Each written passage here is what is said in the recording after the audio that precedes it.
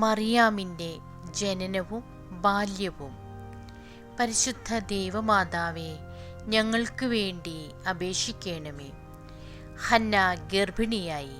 തനിക്ക് ജനിക്കാൻ പോകുന്ന കുഞ്ഞിനു വേണ്ടി അവൾ സദാസമയവും ദൈവമുമ്പാകെ പ്രാർത്ഥിച്ചുകൊണ്ടിരുന്നു. കാലം തികഞ്ഞപ്പോൾ ഹന്ന ഒരു പെൺകുഞ്ഞിനെ പ്രസവിച്ചു.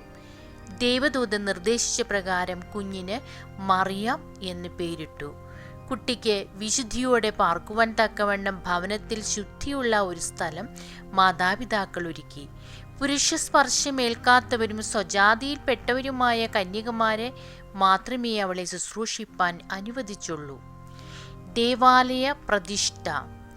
മറിയാമിന് 3 വയസ്സ് തികഞ്ഞപ്പോൾ മുൻ വാഗ്ദത്ത പ്രകാരം അവൾ ദേവാലയത്തിൽ കൊണ്ടുചെന്ന് സമർപ്പിക്കുവാൻ യുയാക്കീമും ഹന്നായും തീരുമാനിച്ചു. ഹന്നായുടെ സഹോദരിയായ എലിസബത്തിന്റെ ഭർത്താവും അബിയാക്കൂറിൽ പെട്ടവനുമായ സഖറിയ പുരോഹിതൻ ദേവാലയ കർമ്മങ്ങൾ തവണയനുസരിച്ച് അനുഷ്ഠിക്കുന്ന അവസരത്തിൽ തന്നെ മറിയാമിനെ യെരുശലേം ദേവാലയത്തിൽ പ്രതിഷ്ഠിക്കണമെന്ന് അവർ തീർച്ചയാക്കി.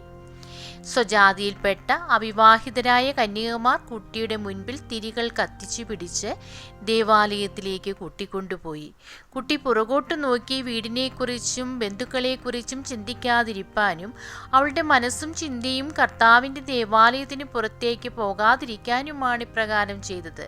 പ്രധാന ആചാര്യനായ സക്കറിയായും ആചാര്യന്മാരും മറ്റ് അന്തേവാസികളും ചേർന്ന് മറിയാമിനെ ദേവാലയത്തിലേക്ക് യഥാവിധി സ്വീകരിച്ചു. അവർ കുട്ടിയെ ദേവാലയത്തിൻ്റെ 3-ാമത്തെ കൽപ്പടവിൽ ഇരുത്തി. അവൾ അവിടെ ഇരുന്ന് കാലുകൊണ്ട് താളം ചവിട്ടി വേഗം എണീറ്റ് ആകെയുള്ള 15 പടവുകളും അനായാസം ചവിട്ടിക്കയറി ദേവാലയത്തിലേക്ക് പ്രവേശിച്ചു. ദൈവമായ കർത്താവ് എല്ലാ തലമുറകളിലും നിന്നെ ശ്രേഷ്ഠയാക്കട്ടെ. പ്രധാന ആചാര്യൻ അനുഗ്രഹിച്ചു. യുയാക്കീമും ഹന്നായും അവരുടെ കാഴ്ചകൾ അർപ്പിച്ച് ദൈവത്തെ സ്തുതിച്ചുകൊണ്ട് ഭവനത്തിലേക്ക് മടങ്ങിപ്പോയി. അന്നു മുതൽ മറിയാം ദേവാലയത്തിലെ അന്തേവാസിയായി തീരുകയും ദേവാലയ അന്തഃപുരത്തിൽ താമസമുറപ്പിക്കുകയും ചെയ്തു.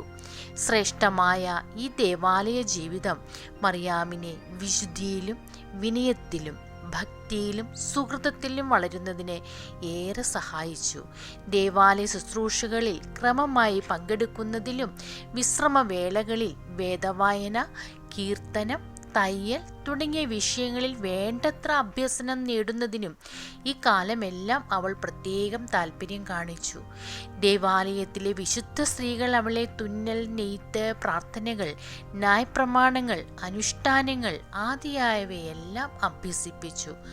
ആചാര്യന്മാർക്ക് ആരാധനയ്ക്ക് വേണ്ട കുപ്പായങ്ങൾ നിർമ്മിക്കുന്നതിലും അവയിൽ അലങ്കാര വേലകൾ ചെയ്യുന്നതിലും മറിയാം പ്രകടിപ്പിച്ച പാടവം പ്രശംസനീയമായിരുന്നു.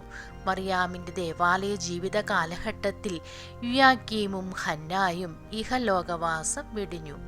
യെരുശലേം ദേവാലയത്തിൻ്റെ അന്തഃപുരങ്ങളിൽ ഏറ്റവും വിനീതയായി ലളിത ജീവിതം നയിച്ചിരുന്ന മറിയാമിൽ യഹൂദ ജനതയുടെ അഭിമാന സ്തംഭമായി പ്രകീർത്തിതനായ ദാവീദു രാജാവിൻ്റെ വംശപരമ്പരയിൽപ്പെട്ട ഒരു രാജകുമാരിയുടെ ആഭിജാത്യവും കുലീനത്വവും പ്രകടമായിരുന്നു. ശാലീന സൗന്ദര്യത്തിൻ്റെ നിറകുടമായിരുന്നു അവൾ. തൻ്റെ സിരകളിലൂടെ പ്രസരിച്ചിരുന്ന രാജരക്തത്തിൻ്റെ പ്രമണം അവളുടെ അന്യാദൃശ്യമായ സൗന്ദര്യകാന്തിക്ക് ഒരു നിദാനമായി ഭവിച്ചു.